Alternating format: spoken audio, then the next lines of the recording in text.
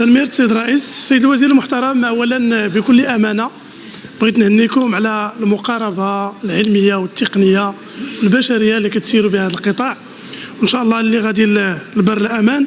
وبغيت نذكركم بان الطلبه ديال اقاليم ورزازات وزاكوره وتنغير اغلبهم كيواصلوا وكيكملوا الدراسه ديالهم في الجامعات ديال اكادير ومراكش، وبالتالي استبشرنا خيرا خلال القرار ديال هذه الحكومه ديال بناء القطب الجامعي بورزازات وتوقيع اتفاقيه شراكه بحضور السيد رئيس الحكومه. بالفعل تم اعطاء الانطلاقه لبناء لو اس تي ولو سي جي والحي الجامعي، وعطينا واحد المؤسسه مؤقته وبدا الفوج الاول. الفوج الثاني الى يومنا هذا مازال ما بداتش الاشغال ديال بناء القطب الجامعي. بغينا السيد الوزير المحترم تنور الراي العام على هذا التاخر وشنو هي الاجراءات اللي درتوا باش انه نبنيو هذا القطب الجامعي.